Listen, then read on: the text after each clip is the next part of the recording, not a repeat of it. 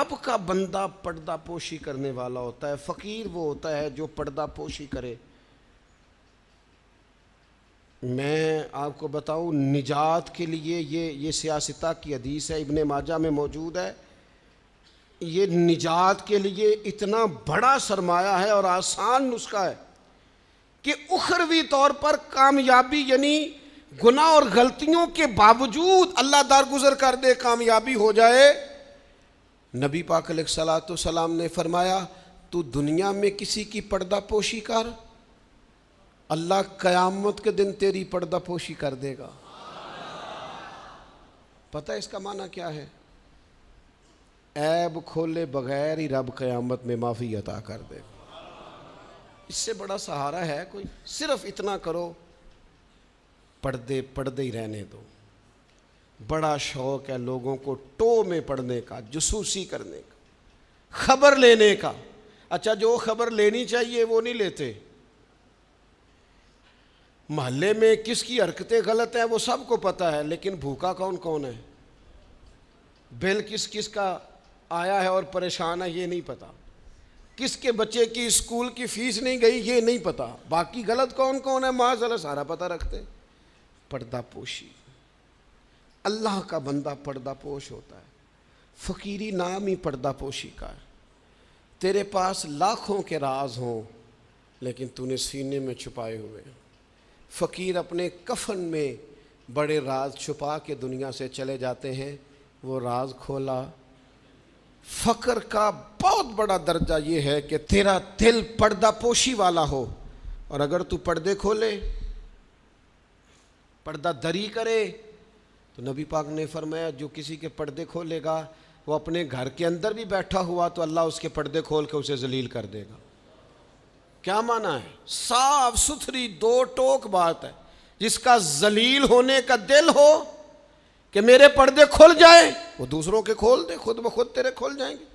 لیکن دوسروں کے بچوں کی باتیں چسکے لے کے کرنا اور پھر کہنا میرے بچے بدنام نہ ہوں، دوسروں کے گھر کی باتیں منہ کھول کے کرنا اور پھر خیال کرنا کہ تیرے بچوں کی کوئی بات نہیں کرے گا۔ او بھائی، اگر چاہتا ہے تیرے پردے قائم رہیں تو پھر تو بھی پردے قائم رکھ۔ نبی کریم صلی اللہ تعالیٰ علیہ وآلہ وسلم نے ایک بات ارشاد فرمائی ہے، مسلم شریف میں ہے۔ اکثر میں کہتا ہوں بعض باتوں پر وجد ہو جاتا ہے، یہ وجد والی بات ہے۔ حضور علیہ الصلوۃ والسلام فرماتے ہیں اللہ حیا والا ہے، پردہ پوشی والا ہے۔ اللہ حیا اور پردہ پوشی کو پسند فرماتا ہے۔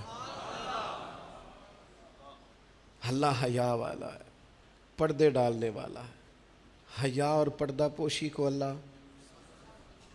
جو رب کا پسندیدہ بننا چاہے، ایک تو حیا کرے اور دوسرا پردے ڈالے، اس کا بھی عیب چھپائے، اس کا بھی عیب چھپائے، اس کے بھی عیب چھپائے۔ لیکن یہاں اگر تو تیرے پاس دولت اور طاقت ہے تو پھر سارے عیب چھپے ہوئے ہیں، اور اگر بندہ ماڑا ہے، غریب ہے، تو پھر کھول کے منہ باتیں ہو رہی ہیں۔ میری غربت نے کیا مجھ کو زمانے میں بدنام، تیری دولت نے تیرے عیب چھپا رکھے۔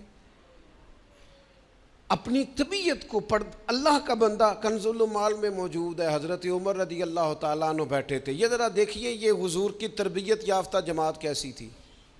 سیدنا فاروق اعظم بیٹھے ہیں، حضرت جریر ابن عبداللہ رضی اللہ تعالیٰ عنہ بیٹھے ہیں۔ ایک آدمی کی اچانک ہوا خارج ہو گئی اور اس کی آواز آئی اور بدبو پھیل گئی۔